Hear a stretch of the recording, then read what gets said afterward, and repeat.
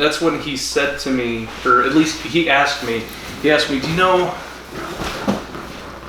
what a non sequitur is? And I said, no, how does it go? And he said, well, it's like pineapple upside down cake. And I said, that doesn't... Oh, hello there. Thank you so much for joining us again for this. Didn't see you there. What's our intro? I forgot.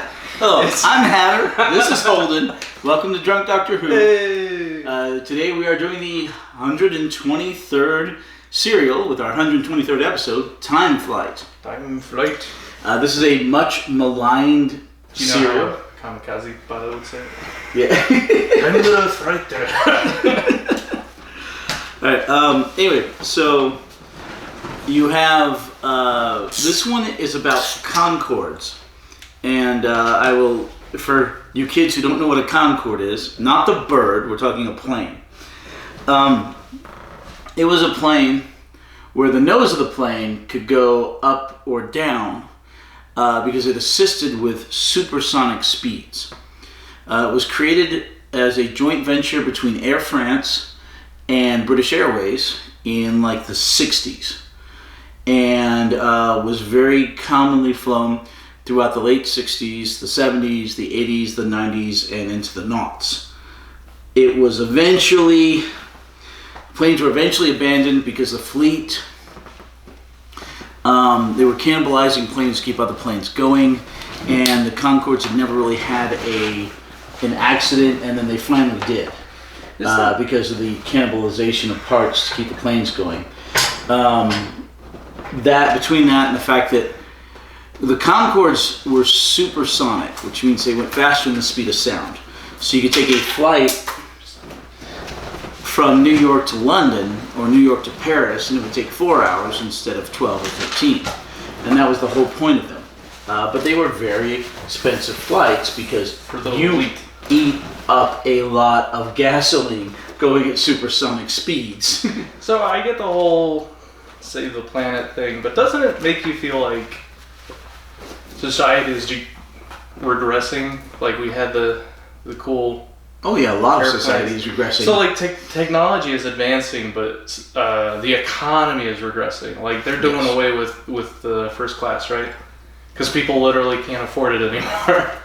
It's like they couldn't afford some airlines. Some airlines are keeping it. Back on a Concorde, when you used to get on a Concorde, when you used to get on an actual, not a cruise ship, but an actual ocean liner. Mm-hmm.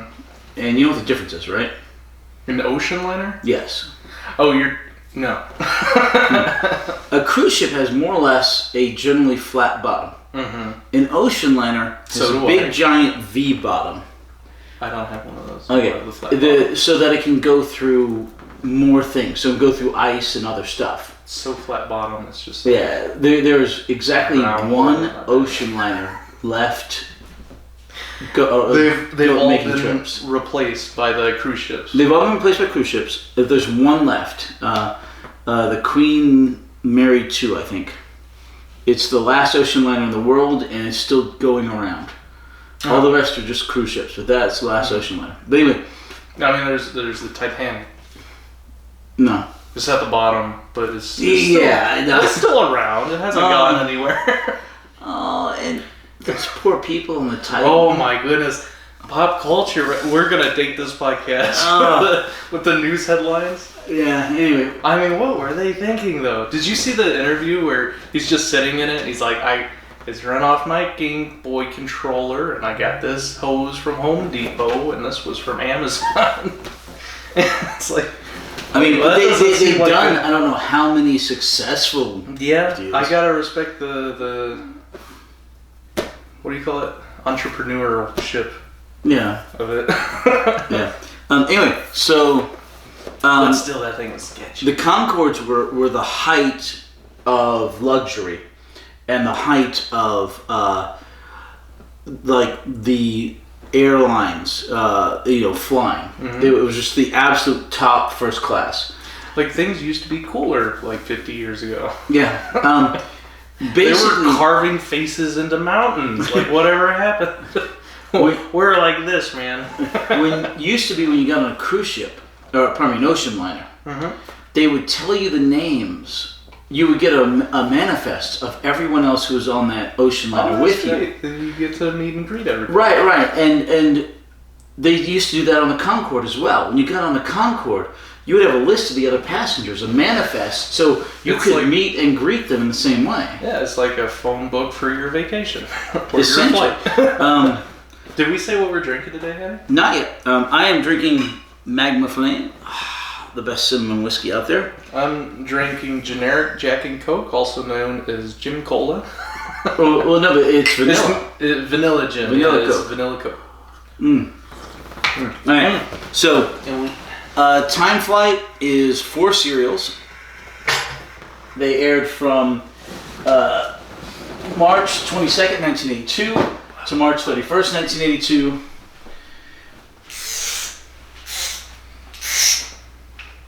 Alright, I get it. Alright, the companions are... It took me a moment. And are Nissa and Tegan. Do you think they'll get it? Or? Yeah, I'll tell them here in a minute. And we'll tell them the by antagonists are Nadil...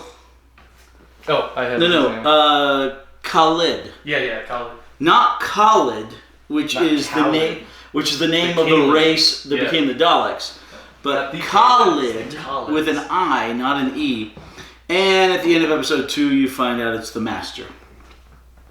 So, Sharoom, and all that. Yeah. What was the point of all that? So he was disguised as a xenophobe, nymphomaniac. What were they called? Oh, no. He was just Khalid. He looked like a fat version of the race that he had abducted. Yeah. It wasn't in the race. The Seraphim? Zeraphim with an X? Yeah. Much like Seraphim with an S. Right. What are you doing? I'm writing down. We have a new drinking game, so I was just going to track all of our drinking games. All right. Have at it. Okay, so anyway, just to let you know, it's currently the 12th of July, 2023. It was 108 degrees today here in Lubbock, Texas. So I'm kind of sweltering because of the whiskey, but I'm more sweltering because of the heat. All right. So anyway, this is the DVD. We watched it on Blu-ray, but this is the DVD.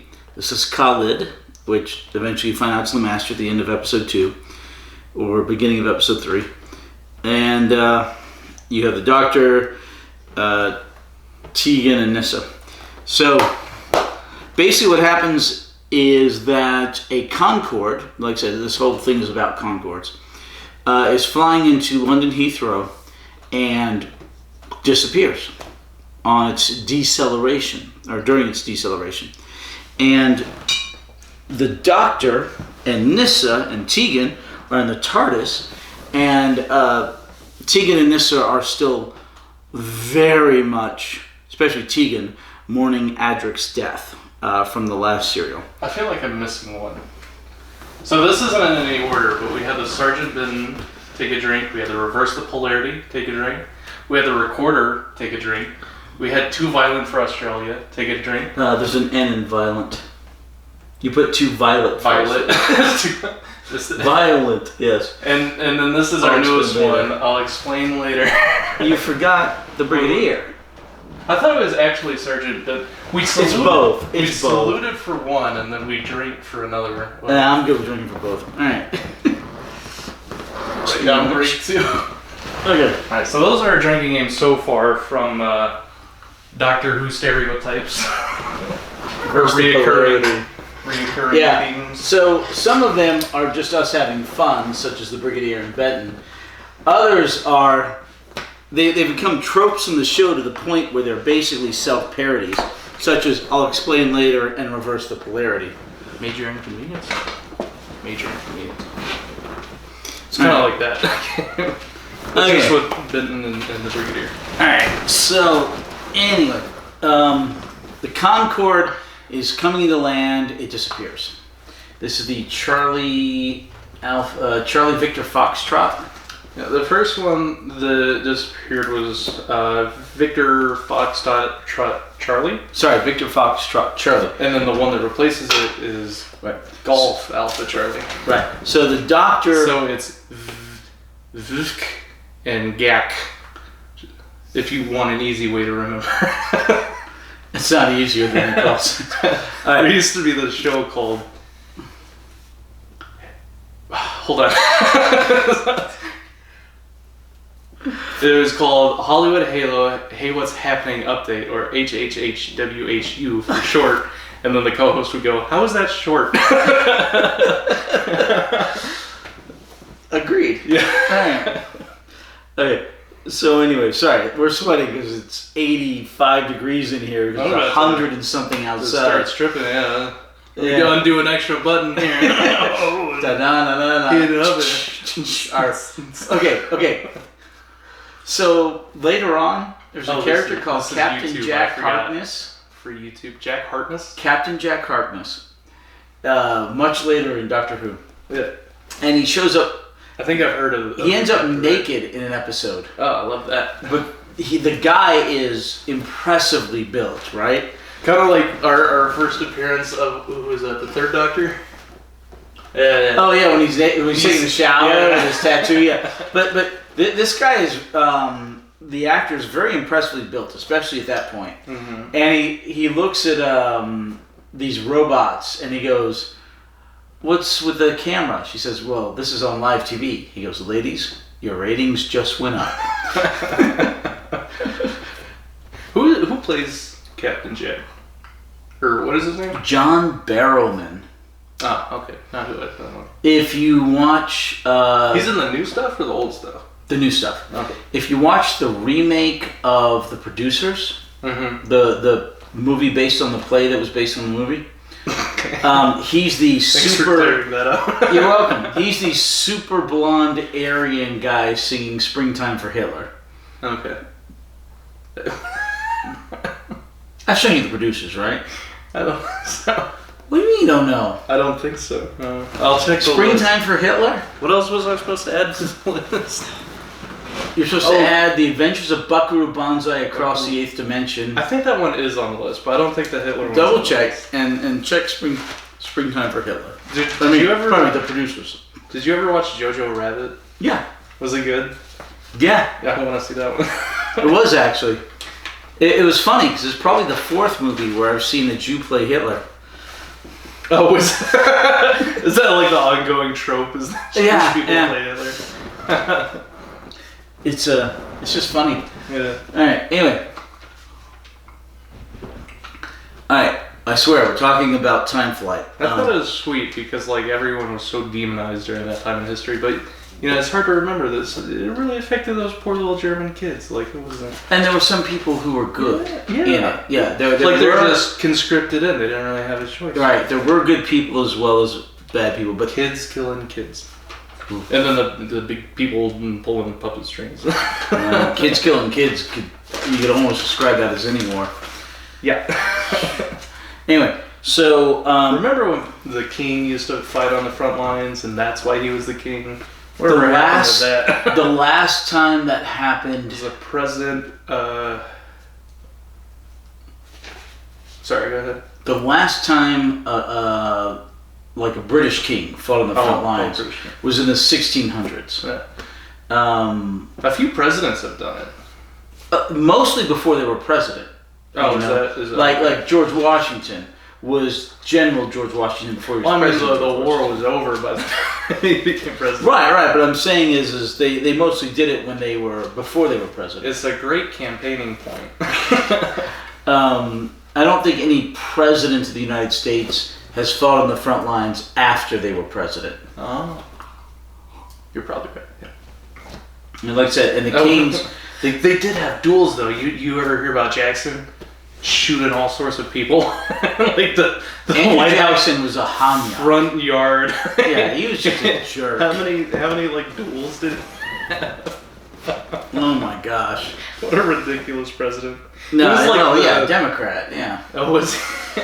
He's the one that Okay, there's two Jacksons. There's Andrew, and I forget the other one. The one on the $20 bill with the crazy hair. That's it. He's the Andrew Jackson one. He was the one who killed all the Indians of the Trail of Tears. Do you know before he was president? Yeah. Not a good guy. Democrat. No, not a good guy. Do you when he left office, he said his one regret was he didn't kill his vice president. The duel. Like I said, Hanyak. All right. Anyway, imagine being that guy's vice president. No. Who the heck was Andrew Jackson's vice president? Oddly enough, the big, power in this serial is also a somewhat two-party system that leads to quite a schism between. All right, it's almost back to time flight. Okay, that was our segue back. We're back. Came all the way back around. Okay, so you got this weird Oriental-looking guy, Khalid, K-A-L-I-D, not E-D like the Khaleds, but Khalid, and he's manipulating everything. So the first plane disappears, goes into the ether, and the Dr. Tegan and Nyssa are in the TARDIS, and it kind of wobbles when they're trying to go to the Great Exhibition of 1851. Yeah. I was kind of disappointed we didn't end up doing like a. It's a very famous historical, actually. Yeah. So. Do we ever get to see a Doctor Who go to the Great Exhibition? Exhibition. But it's also it's also called the World Expo these days. So exposition. So they're still having it? Yeah, it's now called the World's Fair. Huh. Is that annual? Yeah. Is it still about like technology and inventions? It's about everything. I don't know why I thought it was just like an old timey thing. No, it's still happening. When I was that's cool. When I was a young man, they had one in New Orleans.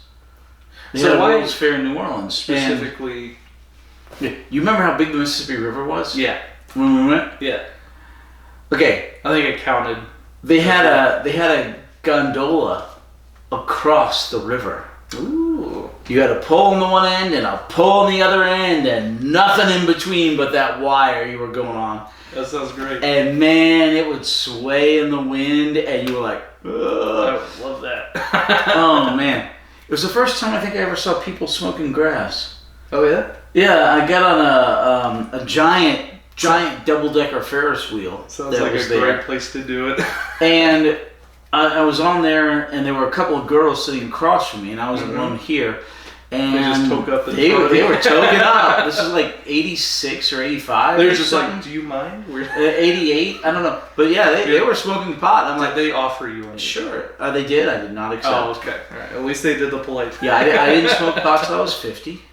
51. Why the reservation? I don't know. I just never saw a need for it. And then finally I got old enough. I said, you know what? If I'm ever going to do some of this stuff, I better start doing it now. So I turned 50. I'm like, let me try tobacco. I tried it. Let me try pot. I tried it. Where do those rate? Like if you gave it a 1 out of 10 rating for all those things that you Pot's more fun. Tobacco tastes better, but pot's more fun. Yeah. Was it the producers that was supposed to be on the list? The producers? And what was the other? The Adventures of Buckaroo Banzai Across the Eighth Dimension. So I do have the producers, but not Buckaroo Banzai. Anything else? No, for now those are the two. The Adventures of Buckaroo Banzai Across the Eighth Dimension.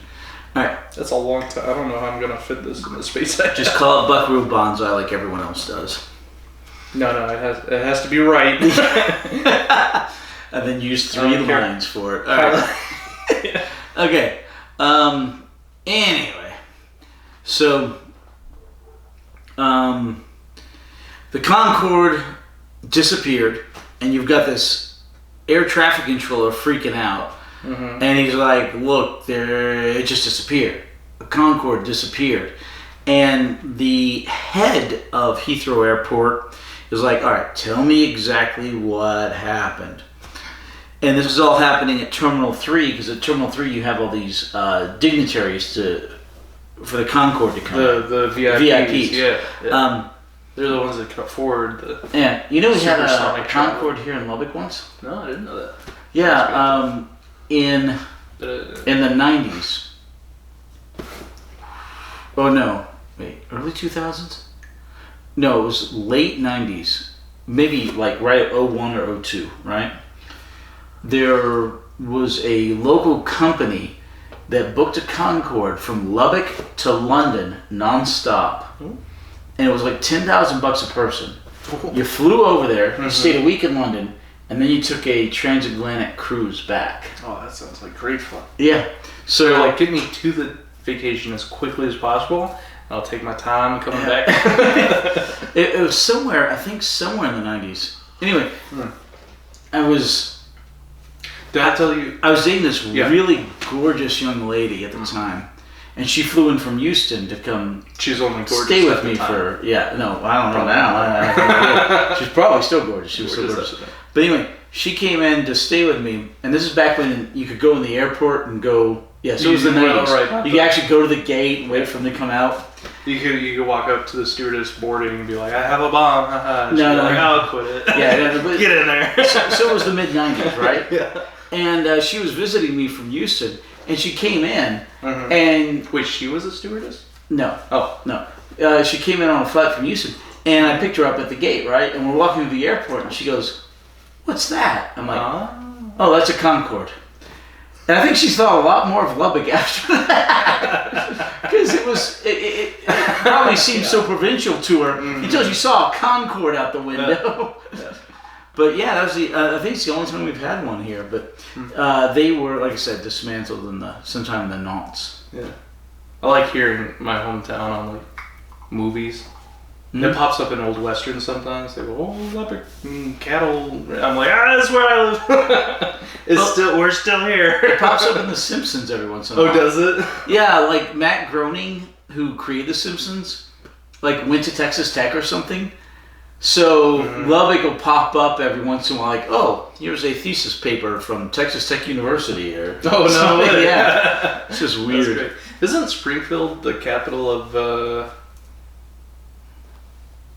Illinois or something? One of those 13 over there. Is it the same Springfield, or is it? Okay, No. So it's always been a running joke in The Simpsons that they never tell where Springfield actually is. Even when they put the dome over it? Yeah, they never tell where Springfield is. But they've had all these hints over the years that it was not in this state, or not in this state, or not in this state. Because they actually had a contest as to which Springfield was the Springfield of The Simpsons. Oh. And I think Springfield, Vermont won. Really? Because it was the only Springfield in the country. There's a Springfield in nearly every state. But it was the only Springfield in the country with a nuclear power plant. Oh, like the one in The Simpsons. So if I remember right, it was Vermont and they won. That makes sense. Anyway, so the Concorde lands and it disappears. It lands. All right, so the doctor, Tegan and Nissa, show up, and they show up in Terminal 1 of Heathrow Airport. And they create a kerfluffle, and some cops show up. And they're talking about arresting the doctor, and the doctor's like, well, because the TARDIS is right there in Terminal 1. It showed up on the runway once. And a bit above the runway. He's just losing his mind because he's like, the Concorde disappeared. What's that? Now it's gone again. and then they relocate the terminal. And the doctor's like, "Oh, no, we'll be out of here fine." And he tells them, says, "Hey, contact unit, section C19. Tell Brigadier Lethbridge Stewart I said hi, but contact them." And they do. You see the look on his face. He's like, "Oh wait, what year is it?" "Oh yeah, this will work. And they do. And the guy comes back and goes, "This guy has absolute clearance, full everything, top of everything. Give him what he wants and tell him about the missing Concorde." Yeah. This is something that gets worse over time, or better, however you look at it. The unit thing? Oh no, the doctor gets more cachet. Cachet? Yeah, he pulls his weight, or... Well, he gets more and more and more important. By the time we get to the 12th Doctor... Yeah, I noticed, like, I've seen some clips, and, like, some of the newer people seem very... But by the time we get to the 12th Doctor, he's president of the world. He's not just president of Time Lords. He's president of Earth. Already president of He's Time president Lords. of Earth, yeah. That's so bizarre. You must not change history. I'm going to go be the president of this planet over here. But it's in the same serial. That's in the same serial where the Brigadier comes back to save his daughter as a reanimated Cyberman from the dead. Yeah. That's right. Yeah, but president of the world. I mean, and then there's that one scene where he regenerates into a totally different gender, and then he's like, "Who are you?" And he goes, "I received some upgrades." And I just feel like that's an ongoing thing with the Doctor's personality and the new stuff. Again, just from the snippets I've seen, I haven't really watched anything. Stop watching those snippets. But I'm not supposed to get any spoilers. I never got any sort of Doctor Who stuff recommended to me. Yeah, stop and that. now that we're doing the podcast, it pops up everywhere. It sees me watching the podcast, Doctor Who. Yeah, and then it goes. Yeah, so I'll just be scrolling through my news feed, and I'll be like, "Ah, it's Doctor Who." Ignore it. Alright, okay, so anyway, the Doctor now has clout, and he goes in and he's like, "Tell me what's going on." They tell him what's going on. The Doctor says, "Okay, we need another Concorde with a crew. Put my TARDIS on it," which is the police box, and we're gonna head out. And so they do that. This is reminiscent of the second Doctor's serial. Was it the Chameleons? Yeah, the airport one. Yeah, the airport. Kind of reminiscent of that when the TARDIS got stolen. But in this case, they're hauling it over there for him. Yeah. And so the Dr. Tegan and this get into a Concorde being flown by Captain Stapley.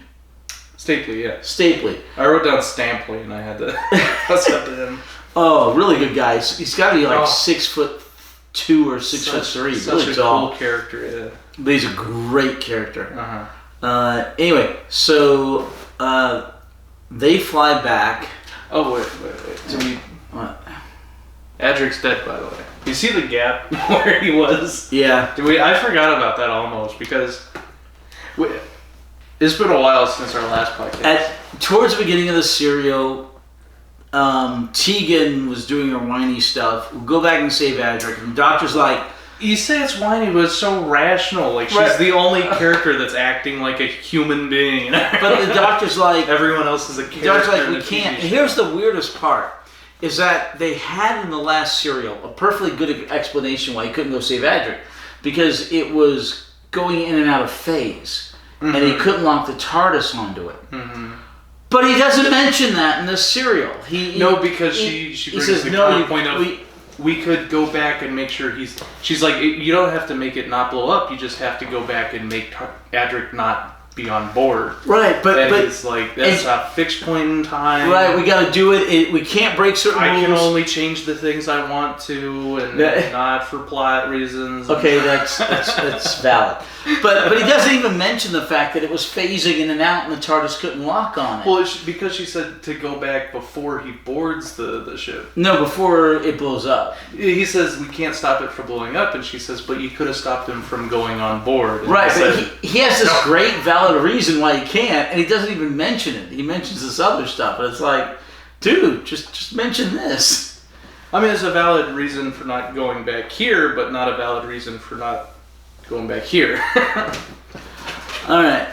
So anyway, the Doctor, Nyssa, and Tegan are on the Concorde, and with Captain Stapley and the two other guys, and they're flying the exact same route in the exact same way. Do you remember the co-pilots' names? Roger, and my favorite name ever, Bilton. Bilton's a decent name. Bilton. Roger. You remember Airplane, right? Yeah. Roger. I love Airplane. So That movie's sense of humor was just right down. Oh, it's great. And it's a great example of a really nice pair of tits in a PG movie. Quit calling me Shirley. Yeah, exactly. Stop calling me Shirley. So the Doctor and they get in that Concorde and they fly the exact same route in, and it disappears as well. And the Doctor's like, oh, okay. Looks like they landed Heathrow. Yeah, the airport commissioner's livid about it. He's like, does it have to be another Concorde? Yeah, 30 million pound plane. And then the flight attendant, or the air traffic controller is like, oh, it's gone too. And you see the commissioner's gone. Another Concorde. The poor air traffic controller. Speaking of airplane, he's like, seems like I picked the wrong day to quit sniffing glue, Seems like I picked the wrong day to, stop smoking cigarettes. Oh, I don't remember that line. He said that. In Airplane. In the movie Airplane. But that one air traffic controller that keeps losing the Concorde. You see him in episode 4, and he's just had a long shift. Well, no, it's 24 hours. That gets mentioned. It's 24 hours. So anyway, the Concorde lands, and the pilot thinks they're back at Heathrow, and the Doctor's like, I'm not so sure. And Nissa freaks out because she thinks she sees some corpses.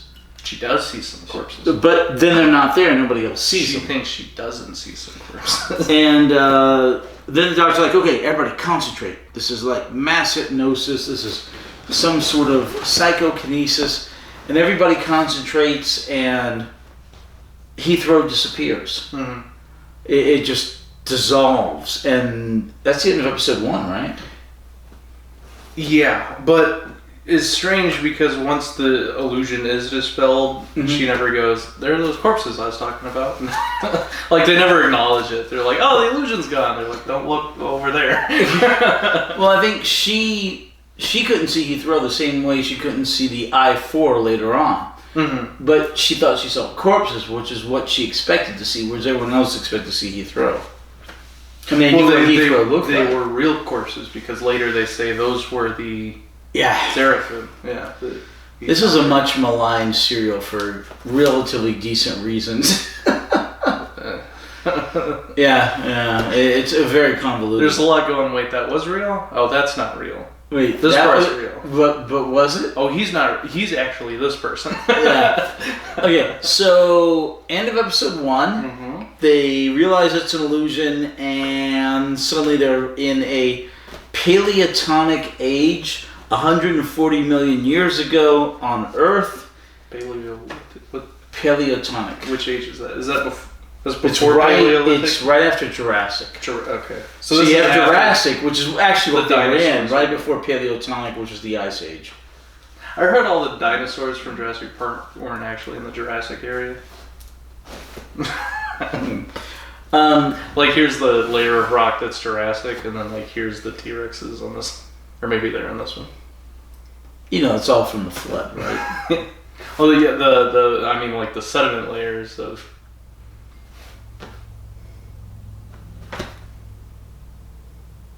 Like the dodos went extinct after the dinosaurs. So. It's all from the flood, right? Yeah. All that sediment? Okay. Well, like the Grand Canyon specifically. Yeah, it's carved out during the flood. Yeah. Noah's flood. Large amount of water in a short amount of time. Yep. But do you think, do you subscribe to the asteroid theory in the Ice Age? No. So where'd the dinosaurs go then? Most of them were killed during the flood. But there's 2 of each on the Ark. That Ark couldn't handle some of those dinosaurs. Well, I think they died off before the flood, is what I'm saying. No. And the last ones were killed in the medieval ages. The dragons that we have pictures of in the medieval ages are perfectly described in the Bible in the last chapters of Job.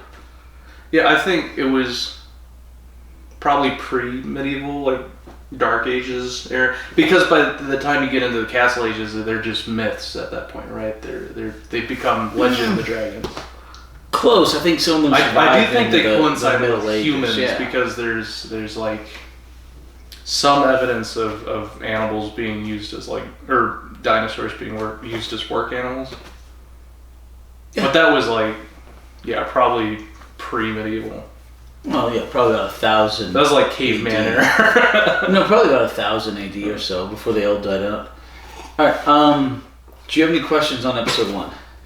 As rambling as this is. Oh, sorry. It's been literally a month since we had a podcast because I was on vacation for 3 weeks with the wife. It's been so long that I got a new job. I finished training. I finished my 30-day review. All that within the space between last podcasts. So. Yeah. Listen. So obviously we didn't miss a week. This is the next Monday. No. We're up. It's literally exactly. You gotta preserve the illusion, right? There is no illusion. Happy Tuesday. Oh yeah, we're filming this on Wednesday. You're just breaking the illusion. Not Monday. We're normally filming Monday. We're doing because we each had stuff come up on Monday. Podcast no-nos. We're dating it. We're talking about current events. Yeah, and we're breaking the illusion. What illusion? It's a podcast. The illusion. Ooh, Scooby-Doo. Ooh. The Brigadier's back in name only. Yeah. Did you talk about like the TARDIS being in the Concorde when he went in and out of the TARDIS is a little confusing, so I wrote it down in a less confusing manner. They have to put the TARDIS in there sideways. I was very careful with how I worded it so they could understand what it was. So as they loaded up the TARDIS and they're going in and out of the TARDIS, basically an easy way of thinking of it is outside sideways, inside sideways, then up right side. When inside, then outside again, sideways again. Yeah, so the TARDIS is on its side. Does that clear things up, or TARDIS in the hold of the Concorde. The Doctor goes in. He flips a switch. Gravity creates the illusion that the TARDIS is like this. Artificial way. I think you made it more confusing. I think I cleared everything up with the TARDIS lands like that later on. The 11th Doctor in the 11th hour, which is one of probably the best starting episode for any Doctor ever. Really? Yeah, is the 11th hour with the 11th Doctor. High praise. Hold on. 11's a good number. Wait. Let me think real quick. I think they used to count 11 as a round number because they count. Wait. No. 1, 2, 3. No. 6. No. Yeah, it's probably the single best first episode for a Doctor. The TARDIS is on the side as well. 12 was a round number. And he jumps in and lands in the pool, and it's really cool. So it's nice to see the precedent for that again. So you used to count to 12 on one hand when doing it. You count each knuckle 1, 2, 3, 4, 5, 6, 7, 8, 9, 10, 11, 12, 13, 14. 14 was the round number. No, 12. So you count to 12 on the knuckles, and then you keep track of it on this hand. So this is 1, 12, and 24. And so you're working on a base 12. Yeah. So yeah. Whatever happened to that? Why did we change the way we count on our fingers? Because I guess the abacus came. No, I mean it's. Yeah, it's. 1, 2, 3, 4, 5, 6, 7. Hold on. I'm trying to remember 8. Is that Chinese sign language? Yeah, 8, 9, 10. I think English sign language That's a Chinese. That's so much harder. Well, the thing was they'd have an armful of stuff at the market, and so you could only use one hand because you had an armful of stuff at the market. Yeah, so they used this to negotiate. But now it's 5. In ASL, it's 5, 6, 7, 8, 9, 10. No, that's sign language. Yeah, that's easier than whatever this is. Well, okay. They're doing jujitsu or jujitsu. What is that called? Oh my gosh. Jutsu. We watched that movie for Bad Movie Night on Sunday. What is it called? Jiu-Jitsu. That's a movie called Jiu-Jitsu? Yeah. Oh, with Nicolas Cage. No. It was pretty darn bad, too. Wasn't that someone's birthday movie? Yes, it was Vardaman's birthday movie. Cheers. I'll explain later. Any other questions about episode 1? 2. All right. We made it through the paragraph. Oh my gosh. Episode 2. This is going to be like a 3-hour podcast. Episode 2. I'm going to try to get us through this. Speed run. Alright. Nissa senses danger again, but this time it's more extreme. Why does Nissa sense danger? Why is she so in line? Go ahead. Well, remember, she's from the planet. She's a Traken. That's how episode 2 starts, right? Right. She's from... Well, so she's more in tune to the... But, like, the Doctor's also from a different planet. Yeah, but he's a Time Lord, she's a Traken. So she happens to be more in tune with psychic stuff. Oh, so she gets the psychic stuff from the Zarafin. I thought Time Lords were also like psychosensitive, like the Doctor's niece. They can be, yeah. She's like boop, boop, boop, boop. Granddaughter. You remember when she's like boop, boop, Sarah, yeah. With the sensorites? Yeah. The sensorites says boop, boop, boop, and then she'd say boop, boop, and then they ignored that from then on. It was so sad. Alright. So anyway... Well, I mean, they still do the mind meld thing. The Doctors... very occasionally, yeah. And very occasionally a mind wipe, which is really sad. Can't they do the opposite where they mind inform? Yes, that actually does happen. It's like, no, you're not getting it. Here, let me... You're like, oh, okay. Let me give you the anyway. That actually does happen, yes. So, they mind wiped Jamie McCrimmon. They mind wiped... what's her name? Oh, yeah. During the regeneration? Yeah. Jamie McCrimmon and that the companion that we didn't like as much as Jamie McCrimmon. The young lady who was a math genius. Oh, yeah. Zoe. Yeah. Zoe. Do you think that affected her math skills? Yeah. They accidentally mind wiped her too far back, and she shows up. They're like, "Oh, thank goodness, it's our math prodigy. We have to win state." And she's like, ugh. No.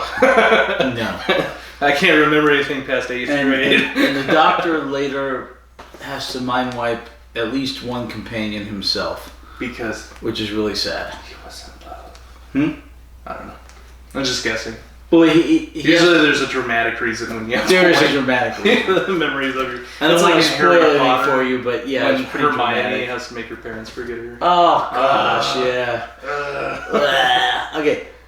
Anyway, so... I thought that scene was really emotional in the books. When you see it in the movies, it was just really underplayed. She's like, alright, forget it.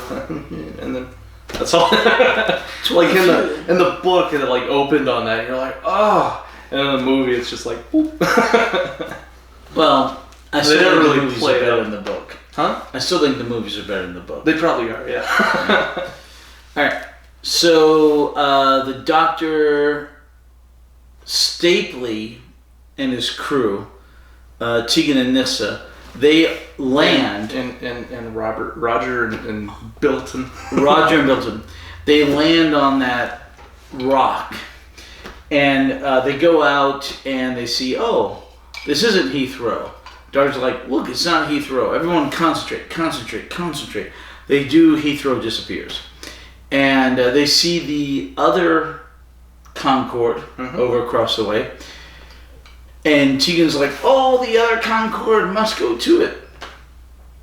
So everyone's being like cats. The Doctor's just running back in. He's like, no, if there's an illusion, there's probably... An illustrator, illusionist. There's an illusionist behind every illusion, and I doubt that this one was created for entertainment. For our entertainment, yeah. So stay put. Yeah, no one stays. So the Doctor tells Stapley, Rogers, and Bilton, and Nissa, the stay put. He goes running after Tegan.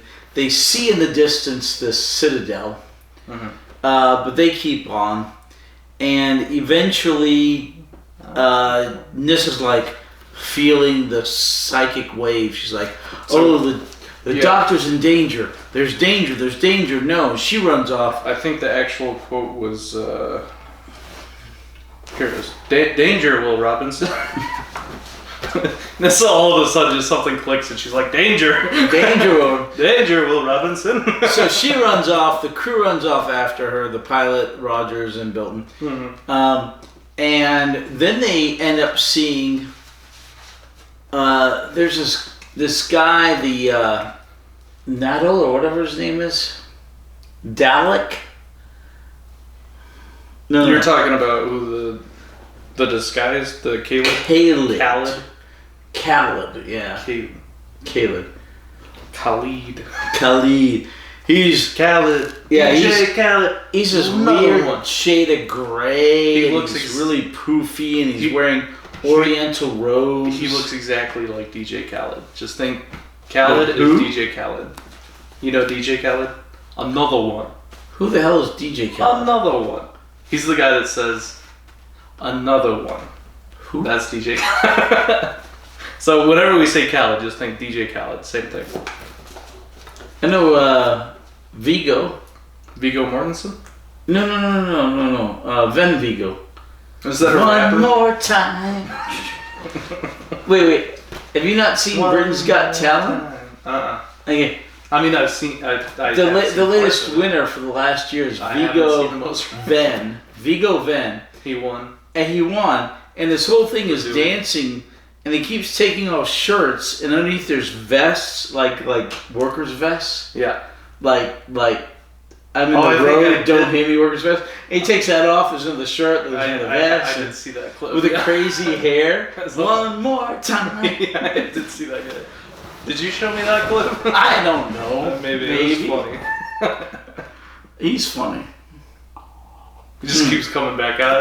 There's another one. One more time. And then he stops, and the audience is like, oh. He goes, one more. It's fun. Alright, so eventually, where are you going? Nowhere. Do you think this will help? If you're bringing in alcohol, This take a might shot. help. No, that won't help. The other door will help, but that won't help. No AC goes in that room, but yeah. It's somewhat podcast sacrilege, but I'm going to leave the door open for this one. I'm saying if you're going to get your vanilla whiskey, I'll take a shot. All right. Oh, yeah, I'll bring the bottle. All right.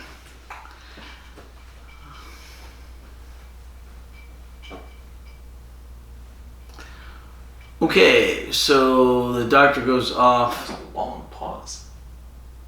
Well, I was looking to see where you're going. You weren't going anywhere near the kitchen. I thought I might have left it on. No, you put it in the freezer. I thought you got lost. Here's my note. No, I didn't get lost. I was looking for, watching where you were going, not towards the alcohol. It just fell silent after I left the room. All right, so the doctor and Tegan running off, looking for the other Concorde.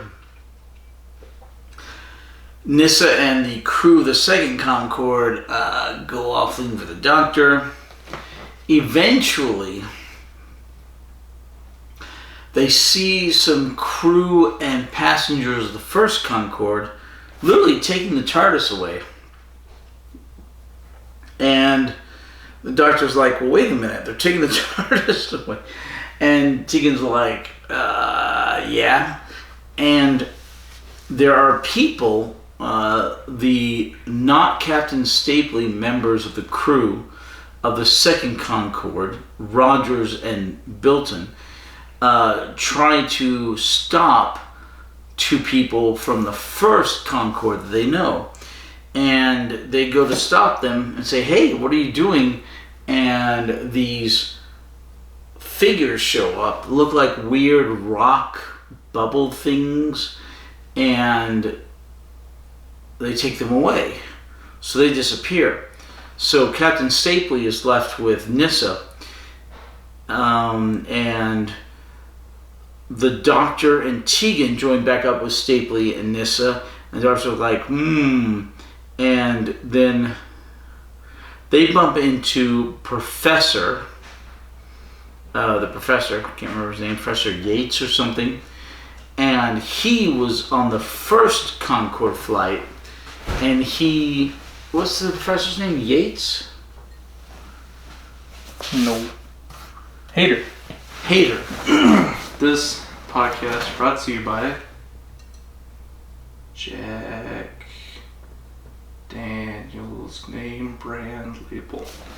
They literally haven't paid for anything. We're just drinking it. No, it's not Jim Beam though. It's Jack Daniels. It's name brand. I don't know. It says Jack Daniels on the other side. Okay. Anyway, so the doctor, Stanley, Nissa, and Tegan run into the professor Haley. What's his name? Hader. Yeah, and he's like, you know Bill Hader? No. Okay, well think of him as he's a hater, right? Like the doctor's like, there's this explanation, and Professor, he's like, Professor Hater is like, he's saying he's a hater, right, of the doctors.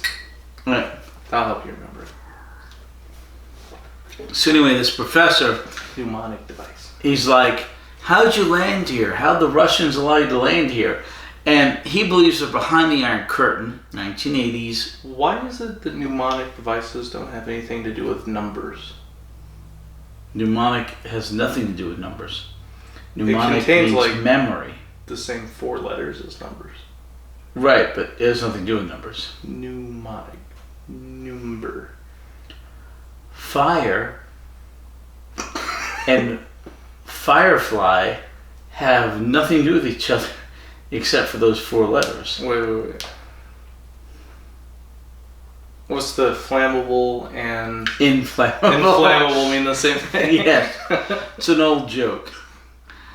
Alright, anyway, so they meet the Professor Hater, and the doctor's like, okay, so Nissa goes all freak out on them, and she's like, don't go to the Citadel. Don't go to the Citadel. The Citadel's bad. And Danger, Will Robinson. yeah, and Did I tell you Professor Hader's like, oh, it's the radiation affecting her, because he still believes they're in Russia, Siberia, which in the 1980s, if you don't believe in time travel, was a reasonable explanation. So Nissa ends up being encapsulated by, was it protoplasms or plasmatons and this weird bubble wrappy effect. Yeah. And Doctor, okay, Tegan's like, is there anything we can do to save her? Doctor's like, well, we have to go to the source, which is the temple thing. The mosque is as was it a mosque? It didn't have the No, that's what Hader saw it as in his, because he thought there's like he was seeing the Iron Curtain and guards, and I think he called it like a mosque or something, but no, there were not mosques behind the Iron Curtain. He called it something, some kind of temple. Okay, but yeah, temple or whatever. Doctor's like, we have to go there to get her out of it, and wait, no, I think his illusion switched from like Siberia to, he started talking about. No, it was the weird gray guy, Khalid, who talked about Arabia. Oh, okay. So the doctor goes there with the pilot Stapley and Professor Hader. Yeah, and Hader and the doctor are really butting heads, because this is, so the doctor really channels his inner Troughton as, this is always my favorite thing the doctor does, is when someone who thinks they're smart is being very technical and practical, and he's like, oh, you don't even get it, it's sci-fi. Yeah, so he's on a whole other level from you. Yeah, so he just turns it into whimsy and like so they're being all like technical, and he's just like blah blah blah blah. So the Hater's like, this is impossible and scientifically, and the doctor's like, scientifically we should go find the others. And then later he's flipping the coin and then he takes the coin over. There's a theory that when you want to make a big decision, you should flip a coin. And if it flips the way you want, you're happy. If it flips the way you don't want, you know you didn't want that, so you want the other way. That doesn't work for me. But he does. It doesn't work for me. How many times have you done that? A lot. I'm very indecisive, right? I'm conflicted. And they're like, do the coin thing. Like, so many people have told me that. I'm like, that's a good idea. And I flipped it, and I was conflicted on whether or not I was happy about that. And I'm like, well, let me turn it over, see how I feel about that one. No, it feels the same. I still don't know. Okay, so the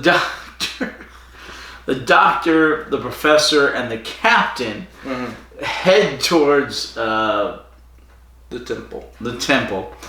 And they go in and they're wandering around and they're like, ooh, it's empty. It's like, nah, I don't think so. And it turns out that there are a bunch of people in there who are under hypnosis. Yeah, the whole passenger list and all the passengers and the crew of the other flight. And some of the crew of this flight. Not the GAC one, the VIC one. The Vector Foxtrot. The Vector one, not the golf one. They're working on breaking into a wall under the pretenses that they're doing their normal thing. It's all some super hypnosis. Where are you going? Nowhere. Anyway, so they're in there and they're trying to convince some of these other people who are trying to break through the wall under the hypnosis suggestions of Khalid. No. Keep talking. No. Don't mind me. Just no. You won't hear it. You won't hear it. Like, we can't help it's 107 today. Keep talking. I'm being subtle though. Alright, so anyway, these people are trying to break in for Kali because he wants that. Eventually the doctor and some of the members of the second crew, the crew of the second Concorde managed to overcome Khalid with his Khalid Mami Bali Balidum's stuff after a whole bunch of crap that Khalid says. I am from Arabia. I learned all this stuff from Arabia. I learned how to summon demons and even Lucifer himself and all that stuff. We managed to overcome him and... So a real humble guy. Yeah, this is Khalid's world. Khalid's world believes in Khalid, and I am master here, and I control the slaves, and all that garbage. So, like I said, basically DJ Khaled, right?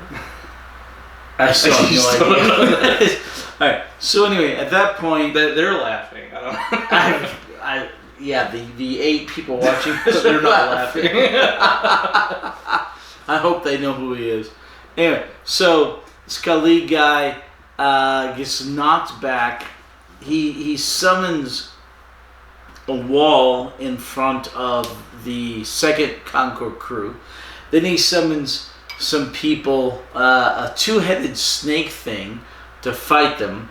Exactly. In the meantime, Tegan and Nissa have wandered into the Citadel. The heart of the Citadel, and they remove the capability of Khalid to summon this force by throwing one of these giant egg things into the center of the sarcophagus. Right, we find out that in the center of that citadel, it's the same thing that the entire crew was working on breaking into. Mm-hmm. Nessa and Tegan come around the other end, and it just lets them right in.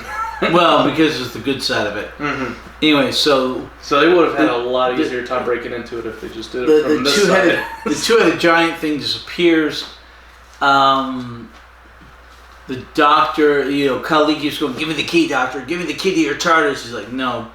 And eventually, they manage to overwhelm and subdue Khalid, who falls to the floor, emits a whole bunch of green slime from his face. Yeah. And it's really gross. The doctor's like, well, wait, what's going on here? And Professor Hader goes and he looks at a panel on the control deal that Khalid was using, and he says, "Oh, I knew it. I knew it. It's electronics, not psychotronics." I was like, "What? I don't understand." Yeah. And then Khalid gets up, pulls off a mask. It's the Master, and says, "You never did, Doctor. You never did." Yeah. Yeah. End of episode 2. Episode 3. Wait, you have any questions or comments about episode 2? Why is Nessa so sensitive to danger, Will Robbins? Wait, what the? We talked about Nessa's psych. It's really the Master. It was spelled It is. I'm going to write the Master. You can write it the right way. The Master, yes. It was disguised for the first 2 episodes, but now we know. Yeah. So now we're revealing it to you, because you definitely didn't figure out what that spelled. I'm drunk. Okay. Questions. It's pretty straightforward. Before alcohol, after alcohol. Any questions? More statements that I've already stated. What statements? We talked about the Nissa thing. We talked about the Doctor's whimsical thing. We talked about Hader and the Doctor butting heads. Oh, and did we talk about the ghost that showed up when Nissa and Tegan were getting into the center of the Citadel? They saw Adric's ghost. His conjuration. They're conjuring. Did we talk about that? No, we have not. All right. Okay, so Nissa and Tegan are trying to get to the center of the Citadel. The Master, i.e., a.k.a. Khalid, is manipulating visuals so that they will not want to go forward. As they're going forward into the center of the Citadel, they see Adric, but Nissa recognizes his gold star is intact, says it's not actually Adric. The gold star was broken when they destroyed the commander of the Cybermen, the last serial. Then they see... Do you think Adric is just like rolling in these sci-fi TV show paychecks, and then he reads the script where he gets killed off, and he's like, shoot, there goes my income. And they're like, we wrote you back in the show, and you're going to be in this next episode. He goes, yes! And he looks at it, and he's like, I'm a ghost for 10 seconds. That happens 3 times. So after... Remember that happened with the first Doctor? Yeah, I mean, Ghost is like a trope of itself. Like seeing and then that happens again later on as yeah. well. Yeah, like the Doctor's had at least 3 different vision scenarios where he sees the Daleks and the Santarans and the Cybermen. Yeah. So yeah, this is the same thing. They show them Adric because that's a past trauma. They show Nissa Melkor because it killed her dad. Yeah. And then the weird fish guy with the ripped face shows up. But at that point, they're on a groove. They're just charging through them. So that happens, and then the Master... So they get to the center. Episode 3. Episode 3. All right. Central Intelligence is this sarcophagus it's a single organic organism with the combined mental capacity of an entire race of these Seraphim, yeah.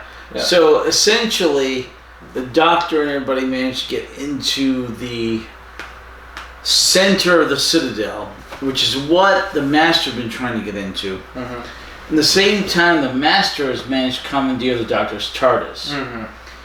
The Doctor and Professor... Good luck keeping this one straight. The Doctor and the Professor managed to convince everyone who was a crew member or passenger on the original Concorde flight who were trying to break into the Citadel center as slaves to do it as free people because they managed to get all of them open, and they finally managed to do it. Let's do a check-in real quick for episode 3. Yeah. We had the Master reveal himself. Yes. Then threatens the Doctor's friends. Doctor gives Master the key. Master takes off in TARDIS. Yes. Doctor then just walks out of the room, leaving the 3 pilots, or the pilot and the co-pilots, two of the pilots sneak on board. The pilot and the co-pilot, Roger, sneak on board. Bilton is left there in the room. The master took off, but then came back after the doctor left, so that Stampley and Roger could sneak onto the TARDIS because the doctor put a repeater in the time thing, so it goes back and then bounces back. But but really, that's what the master wanted because he's working on it there, and he's going in and out and shuffling parts around because he doesn't actually want the doctor's TARDIS. But pilot he wants Stapley shuffles both. He sabotages it. Yeah. So the master takes out like one swapped chipboard that he wasn't actually the component he needed. 3 or 4 of them. Yeah. Yeah, and then he doesn't actually want the TARDIS because it's a piece of junk. He's just sabotaging. He's just taking parts to put back into his pillar TARDIS. And then that's where everyone's at. Oh, and Nissa and Tegan, they got knocked out by the energy blast when they threw the football dihedral thingy into the pit. So then the doctor comes in with Professor Hader, because Hader was the one that showed a strong resistance to the illusions. Yeah. Right, and he goes in, he wakes them up. He's like, they're alive. He takes their pulse. They wake up. Door shuts behind them. Wow, they're locked in the Citadel sarcophagus thing with the weird organic blob. And then Nissa starts going off again. Danger, Will Robinson. The Nephilim are speaking to us. And Zephylim. And then she stands on the pillar and she starts glowing. She's like, I must merge with the intelligence. And the doctor's like, that's going to kill you. And the professor's like, intelligence? I need knowledge. I will know all wisdom of the universe. This is too much for me to... He's like, I will know the secrets of the... Oh, I have a terrible headache. And then they absorb him. Yeah, they absorb his so he volunteers, they accept him into the Nephilim. And they kill his body, but he is absorbed into their absorbent mass of not humanity, Zyphomanity or whatever. Their organic blob. Zyphomanity or whatever. And he's now part of them, and hopefully he now understands the wisdom of the ages and all that. Yeah, it's not good. But it is good because then he's gone. They're like, oh no, now we're stuck. And then the 2 other Nephilim show up because they needed the sacrifice of his physical body as energy to then manifest. And then so the first one she hit the good Nephilim, Xanathon. Yeah. And then he's like, well, we gotta defeat the master. And then he's like, my evil twin is coming out. And then Zarak shows up and he's like, nah, man, we're gonna mess some stuff up with the master. And Zarek's like, yeah, we're gonna join forces with the master. And then Anathon is like, nah, that's you stupid. You're gonna. And then Zarek's like, I don't care about you. I'm gonna summon Varn and Mordal and this other dude. So they're having this whole meltdown of authority. So much for a hive mind. Yeah, it's more like two lobes of the brain. What do you call it? Hemispheres? Yeah. 2 separate hemispheres. So they're arguing with each other. So you've got the good Zephylim and the bad Zephylim, the evil Zephylim, and they're doing the power struggle. And Doc's like, well, what can we do? And Nissa's like, because she's so in tune psychically, she's like, we have to help. We have to concentrate to keep the bad Zephylim from showing up. She's and they do that intuitively, just kind of tuning into the whole Zephylim experience. Yeah, she's like, put your hands here on the monitor, and they do that. And end of episode 3. Any questions for episode 3? So. At the end of episode 3, Anathon loses to Zarak. Mm-hmm. The door shuts, locks them back in. The doctor turns to the camera and says, the master's finally defeated me. Mm-hmm. End of the serial. No, alright, we'll see. There's another episode. Episode 4. Yeah, it seems like the doctor may have finally defeated him because... I'll be real honest. I wrote down the same question in all 3 episodes. What's going on with Nissa? wait, what was the question? Why is Nissa so in tune? It's like, why is Nissa sense danger? Why is Nissa really sensing danger? Because why is Nissa in tune with the Nephilim? Just wrote it. I'm like, it didn't answer yet, so I'm gonna write it in. okay, did I answer But that? it's because the planet she's from is a race of. Well, they're more psychokinetically in tune. Yeah. They got more wrinkles on their brains than normal. So episode Sure, 4, we'll go with that. So anyway, Bilton gets left behind again as the Master takes off in the the Master leaves the TARDIS, sending off Stampley. Wait, did we even talk about the TARDIS leaving and floating above with? No, that happens now. So the Master is like, I didn't actually need the TARDIS. You can have it for all I care. And he sets the shifting and he closes the door behind him. And then it just kind of the captain hovers. and his first mate are in there. They're stuck in the air. And then stuck in the air. Bilton's just standing there like, oh, I got left behind again.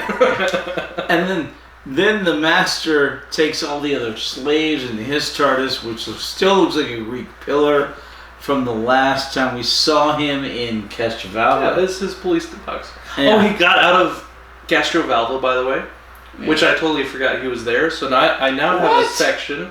I have a section called. Did you forget he was there? I have a section now in my notes called "Where's the Master Now?" So the next time he pops up, I just turn back and go, "Okay, last time he was there." So he takes all the other passengers into his TARDIS as slaves, which is how he's used them this whole time. Mm-hmm. And then he goes and wait, Rogers or Bilton? Bilton's the one that got left Poor behind. Bilton is left again. I mean, Bilton looks like the guy that would be left behind. He's just kind of a goober. Has this funny looking mustache and these overgrown eyebrows. Oh man! And something about like his bushy eyebrows just makes him look perpetually If you're the actor that played Bilton, I'm sorry. I really am. I'm not sorry. You're the perfect person to play that role. There's something about his bushy eyebrows just made him look perpetually confused. The TARDIS leaves again. He just goes, "Oh." Okay, so basically, the Master's TARDIS ends up locally down there, covering up the other Concorde. The Doctor and everybody materializes around it. All right, hold on. First, Just like the Professor's projection, because he's been absorbed into the central intelligence. the central intelligence. His projection tissue piloted the TARDIS from up in the air down into the thing where the center of the what's it called? The Citadel sarcophagus. Center of the Citadel. They're like, we're trapped, To and get then out. the TARDIS shows up. Right. Stampley walks out. The Doctor goes, "You're a Yay! genius." You know how to do this. He's like, "It wasn't me." No, it was him. And they're like, "He's been dead." So they go in, they leave, and apparently, Yes. How does Professor Hader know how to pilot the TARDIS? Don't ask questions. Okay. I don't know. It was my one job, Hader. I have one job. It's to ask questions. So we're led to believe that Professor Hader now knows how to pilot the TARDIS because he knows the secrets He's of part of the universe. hive mind. He knows all the wisdom of the universe. He's part of the Seraphim's intelligence. Seraphims, yeah. Which begs the question, how did the Seraphim know how to pilot the TARDIS? No friggin' clue. Maybe the Seraphims were good friends with the Time Lords at some point. We don't know. It's been a very old race. So... Okay, so anyway,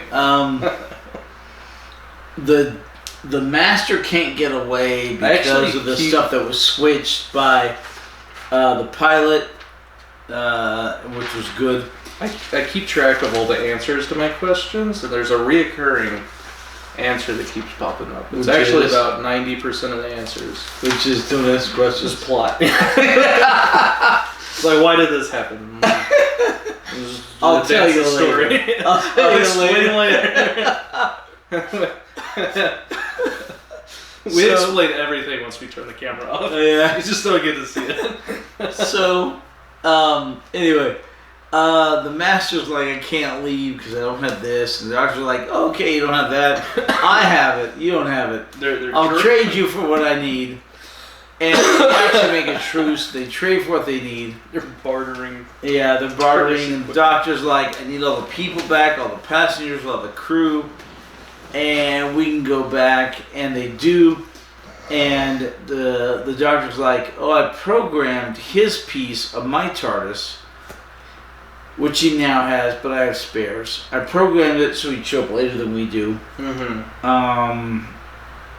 And the doctor, Tegan and Nyssa go back to Heathrow back in the 80s. They land on a jute. A jute? Jute. A jetty. A runway. Well, no. We would call it a. What would we call it? A pier. Runway. We would call it a pier. Okay. But it's an overlook. Is it called a jete because it's jetting out? A jet. Yeah, French. It jets out. La jet. Why do you call French. it a jete?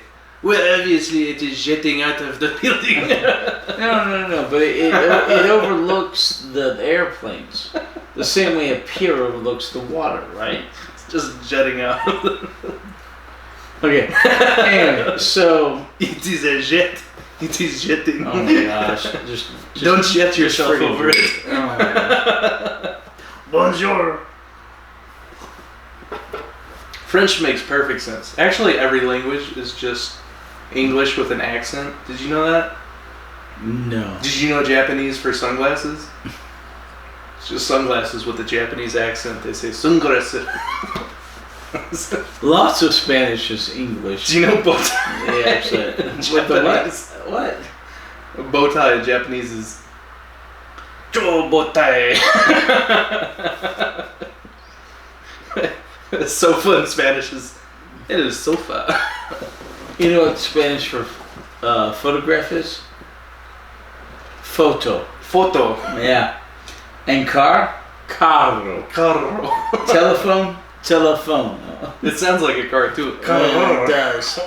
Alright, anyway, so El teléfono. oh my gosh. So it's the same words. the doctor manages to stave off the master as long as he can, so the master's getting trigger happy. Mm-hmm. And then he switches the last parts of the master. And he says, oh, we're good because the master will show up after we do because it's the way I programmed it.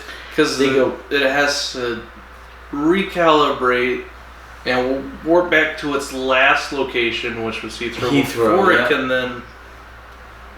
Apparently. So they go back to... the same way it's always worked. So the doctor, Tegan and Nyssa go back to Heathrow. They land on his jet. It's just jetting out there. And the master's TARDIS tries to land. In the meantime, the Concorde, yes, the second one, comes back with all the passengers. The GAC one. They left the first one, but the second one's there. They salvaged the first one for parts. Technically, the second one's still there. It's much older. Still there. Yeah, the first one's there. It's just much older. It's probably under some settlement. A lot of settlement. So it's probably paved over. They're like, where's the other Concorde? Because obviously the there are airport several commissioner British kings only cared graves yeah who were paved over and found later. How does that happen? They're like, whoops, we forgot we buried a former king here. Yeah. Like, okay. Could you imagine they're paving a road? Centuries on, they don't know. You think they're paving a road and they go bump, they're like, what was that? Oh, it's George Washington. No, but seriously, they don't know at certain points. I guess. They're like, yeah, he was buried here. We don't know. That was 400 years ago. I think the Egyptians had it right. They're like, we're not gonna forget. We're going to hide them intentionally. Pyramids. Yeah. We're gonna put them in this secret corridor. No one will ever find them. All right. So the Doctor, Nyssa, and Tegan show up at Heathrow. The Doctor, Nyssa are watching stuff.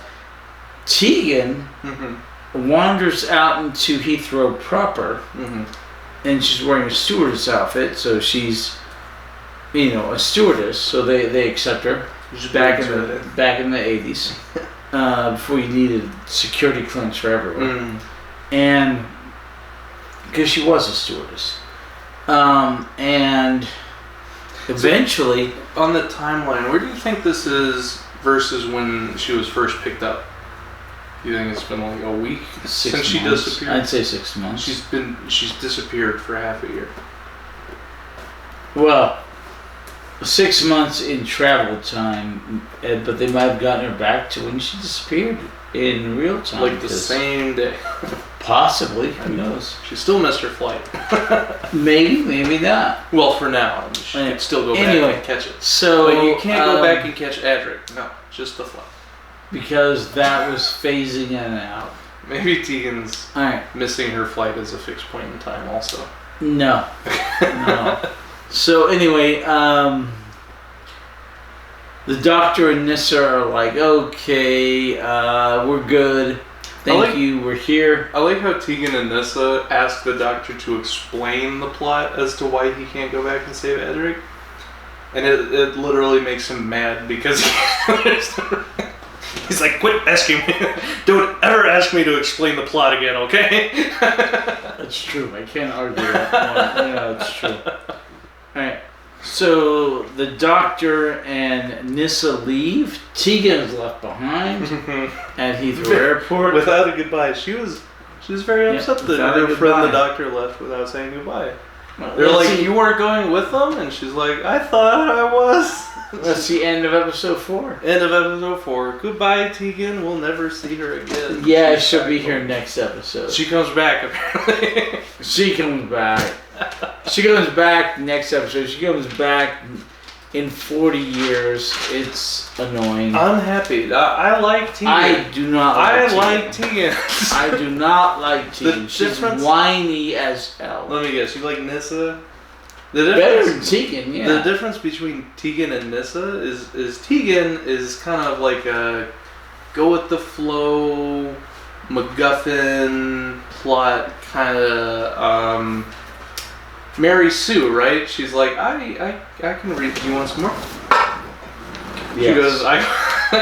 She goes, I can totally just, I have intuition. I just connect with these people on a psychic level.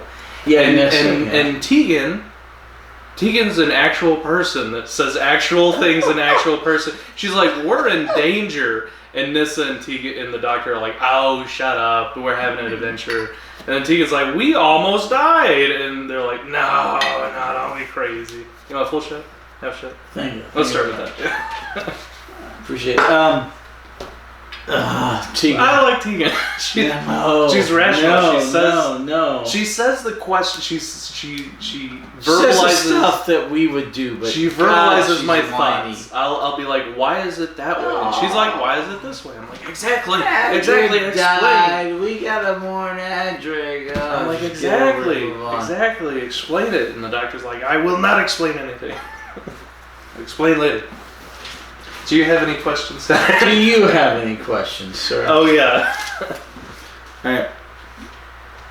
Literally, this is the episode of the season. We could actually rate the episodes if we want to now. Alright, now let's... Oh, yeah. Join us next Monday for when we vote on our... We'll do the rating of the choosing the best episode, best serial next We'll explain later. Yeah, we'll explain later.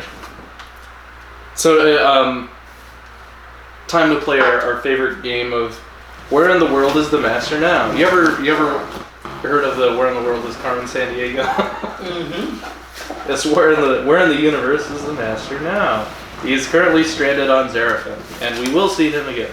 Oh yeah, he got stranded on Zeraphim. Oh, you do have the whiteboard ready. Oh, I didn't think we were prepared. We can. Oh, we're doing it now. Okay, we can. Yeah. All right. Yeah, let's do it. All right. So wait, where's the Master? I vote for time play.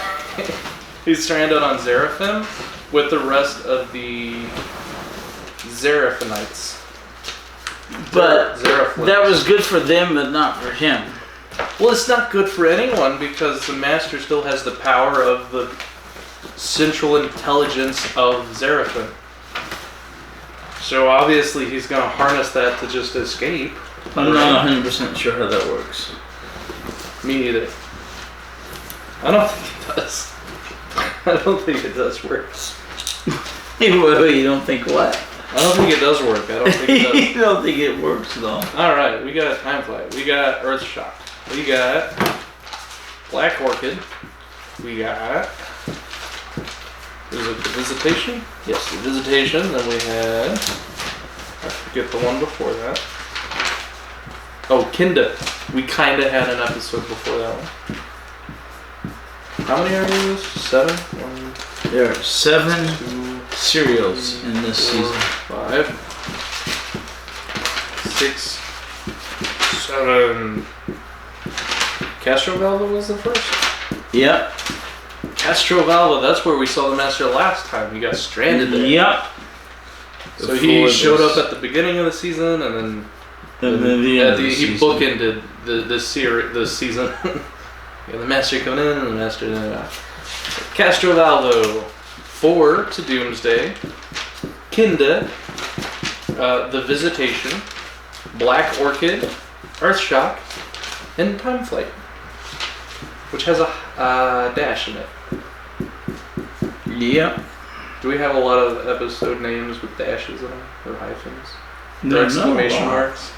I think we've had one exclamation mark episode. No. 2. The only exclamation mark in Doctor Who thus far is in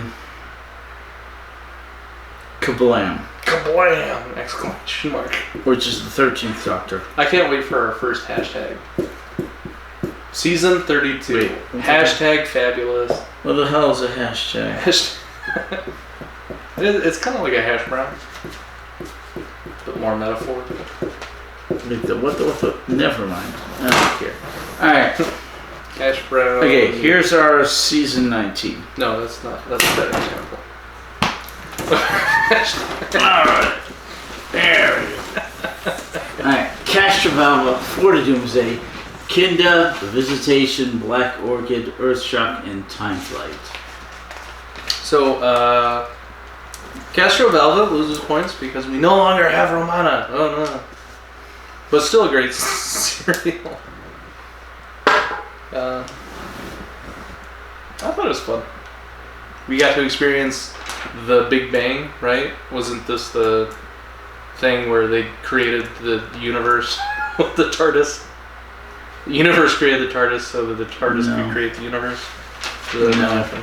That was not it. Oh. Was it not?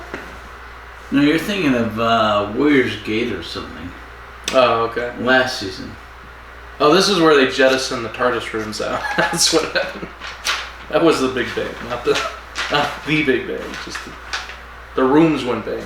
Oh we my have gosh. 4 to Doomsday. Almost as good as 5 to Doomsday.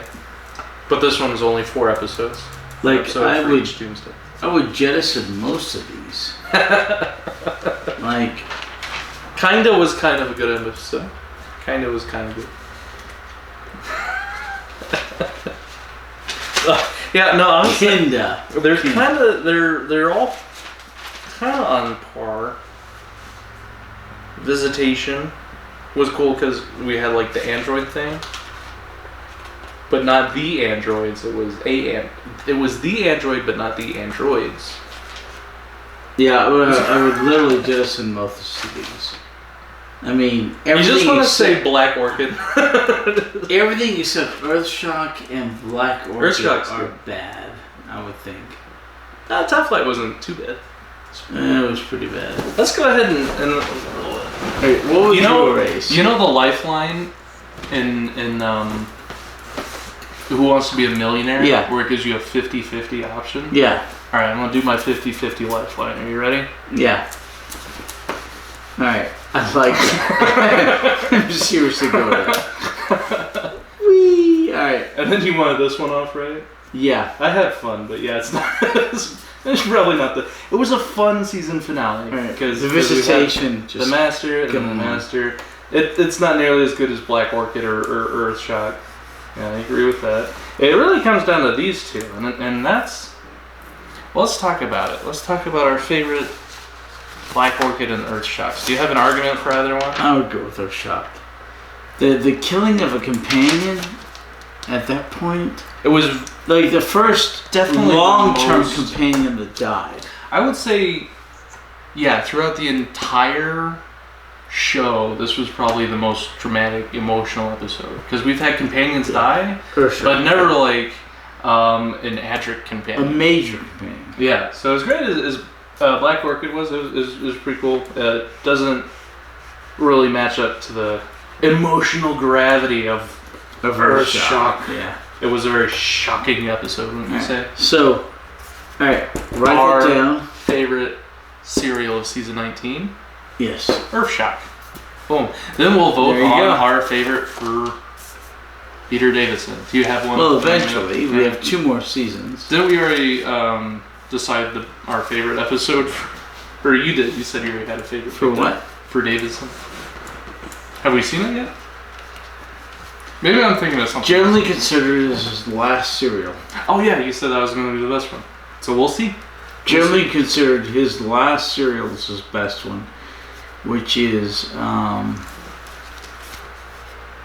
my gosh, I'm so drunk I can't think of the name of it. Hold on.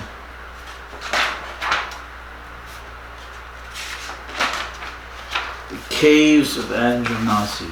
Andronasi. Yeah, it's generally considered his best serial, and it's the very last one. Alright, you want to do a quiz since you're good in What toasty? quiz? What was our favorite serial of season 12? Season 12. Yeah. Tom Baker's first serial. Had to do with Genesis of the Daleks. Yes. Yeah. Do you remember season 13? Season 13. Also classic, not Daleks, but Cybermen. Wait, was that? Yeah, that's right, the Pyramids of Mars was the scene with the Cybermen coming out of their hibernation thing. No. Oh. Pyramids of Mars was... Oh, I'm thinking of old... This is season 13. What the hell? Season 13, Pyramids of Mars, not the one... Alright, season 14 was one of my favorites. It was Talons of Wing Chang, which Talons was of just Wing Chang was great. a super fun serial. Yeah.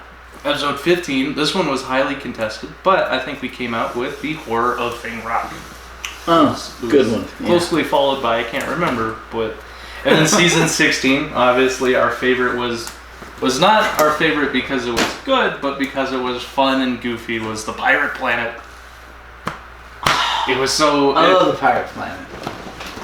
I think it's the only, like, comical serial that's won a favorite of the season. I think you're right. Because season 17, back to drama and intrigue, was the City of Death. Oh, City of Death was great. So good. I mean, it had bloody... It had about 40 deaths in it. No, but it literally had a Pythonian. Yeah, oh yeah. Yeah, you gotta go with that. I mean, a Pythonian. And then we have season 17, City of Death. I wrote it down twice. Wait, you have City of Death twice? I ended season 17 and I started the new list at season 17. In case I got lost on the turnaround. So season 18 was Legos. Legopolis. Legopolis. Alright. And then we voted on our favorite of Baker, which was, obviously, Genesis of the Daleks. And then season 19, I didn't even write it down because we... I just said best of Baker. And then Earthshock, season 19. Our very first Davidson season. Yes. Bookended by the Master. The end. Yes. Thank you so much for joining us once again. We'll see you next Monday. See you next Monday, hopefully. Anything else on your mind, Henry?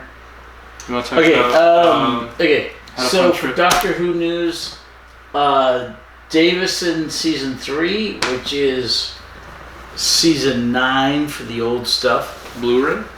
came out on Blu-ray box set yesterday. We get to see I it. picked it up. Yay! Ultra We have high def. 13 seasons of the old stuff done We get to see in Blu-ray. 13 seasons we're waiting on. every article overlay on that green screen, blue screen, in every We're, detail. we're waiting on those, and we're waiting on a bunch of animations. Do you think we'd have a better viewing experience if instead of viewing it in ultra high definition, we viewed it in like 240p, the way it was meant to be viewed? I have no Like earthly a idea. bulbous TV. I mean, I'm ugly. You're better looking. I feel like the special effects would be We have special effects? What? in Doctor Who. I think the special effects in Doctor Who would be a lot more selling if we were watching it in ultra high definition. I have Blu-ray. no earthly idea. Seriously, none. Anything else in the world of Doctor Who news? No. We're waiting on the November 60th anniversary specials. Ew. We're waiting on That's this updates for new, Bad Wolf. new animations for the old stuff that don't exist any longer, and for the 13 seasons not yet out on Blu-ray. That's a lot for the of original one. seasons to not put out on Blu-ray. Well, 13 are done, 13 are yet to remain. Why does the BBC so slow? Well, 2 a year, and you get it done eventually. They're really selling it. They're really Well, taking it. it is what it is. You know how most corporations handle it? They're like, here is our TV show, released on DVD. Mhm. Oh, Blu-ray is popular? We release it on Blu-ray. The whole show. Now on Blu-ray. They're like, oh, 4K is popular? This is a show. 60 years of history. This is a show where they're bringing The out Simpsons, time, right? You know? Came out on VHS.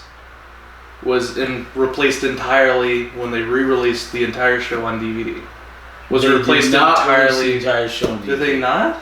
They went up to season 20. Oh, and then they stopped. stopped. Yeah, it's only Yeah. streaming now, right? It's only streaming past season Okay. 20, which You got me pisses there. me off. You got me there. I own it on Amazon, but I hate the fact I can't complete it on DVD. or I Blu-ray. mean, you could.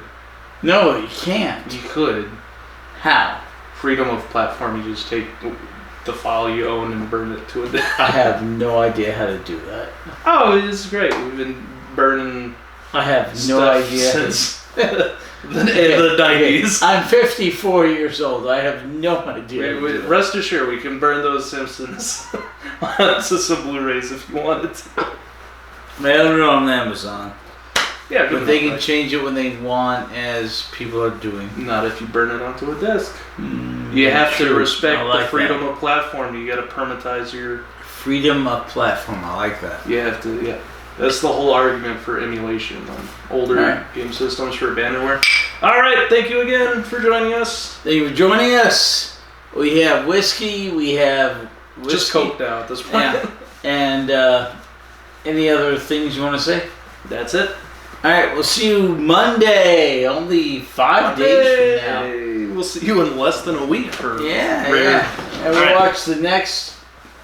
We'll watch. Yeah, what's our next episode? By the way, The I am really. Arc of Infinity. Ooh, that sounds. Sounds cool. It sounds Arc of sci-fi. Infinity. Hey, hit him with that outro song, Hatter. Boop, boop, boop, boop, boop, boop.